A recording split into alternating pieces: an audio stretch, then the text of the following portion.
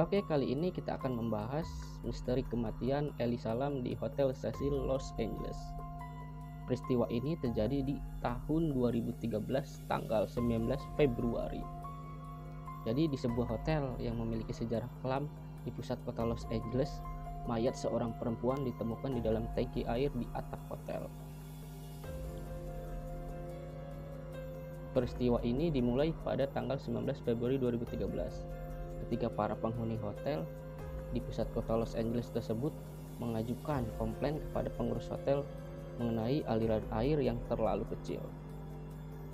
Jadi seorang petugas pemelihara segera mengambil kunci pintu menuju atap hotel di mana tangki penampungan air berada. Apa yang ditemukannya segera menimbulkan gelombang kejut di seluruh penghuni hotel. Di dalam salah satu dari 4 tangki yang ada di atap itu, ditemukan sesosok mayat yang diidentifikasikan sebagai Elisa Lam, salah satu penghuni hotel yang telah dinyatakan hilang selama lebih dari 19 hari. Elisa Lam adalah seorang mahasiswi di University of British Columbia, Kanada. Usianya saat itu 21 tahun. Nah, pada tanggal 26 Januari 2013, ia pergi ke Los Angeles seorang diri dan check-in ke Hotel Cecil. Ia terlihat terakhir kali oleh staf hotel itu pada 31 Januari.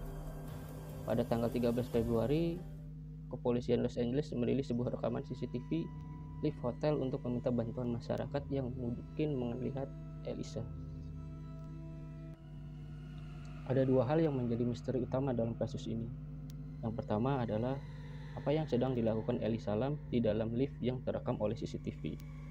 Yang kedua adalah bagaimana cara Elisa bisa naik ke atap dan masuk ke dalam tangki. Dalam rekaman CCTV, terlihat kalau Elisa Lam bertingkah cukup aneh. Ia masuk ke lift di lantai 14, kemudian menekan beberapa tombol sekaligus sambil mendekatkan kepalanya. Lalu ia menunggu pintu lift tertutup.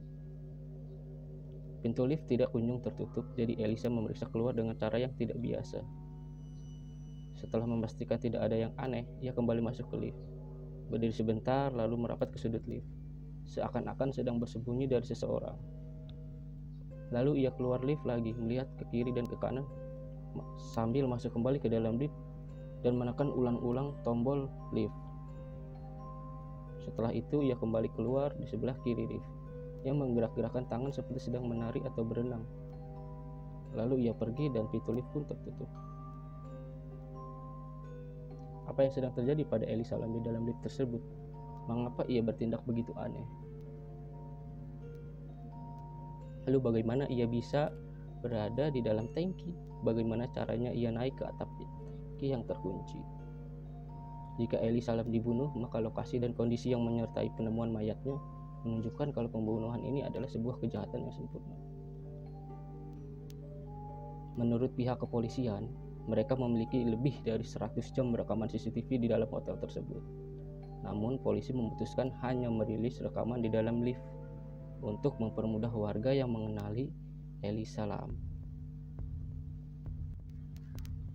Pada tanggal 22 Februari 2013, pihak kepolisian menyelesaikan autopsi dan menemukan kalau penyebab kematian Elisa belum bisa dipastikan. Tanggal 21 Juni 2013, seluruh pemeriksaan selesai dan pihak kepolisian mengumumkan bahwa kematian Elisa Lam terjadi akibat accidental drowning atau tenggelam karena kecelakaan.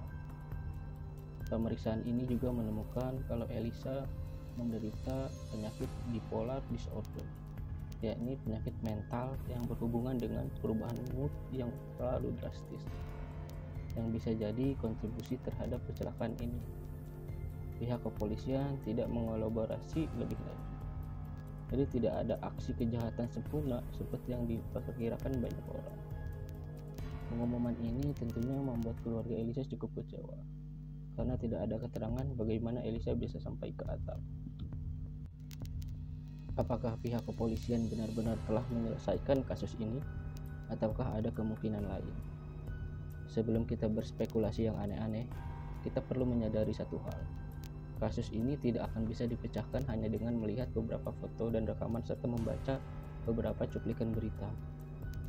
Bahkan di film-film aksi, para detektif brilian membutuhkan akses ke berbagai informasi untuk memecahkan suatu kasus pembunuhan.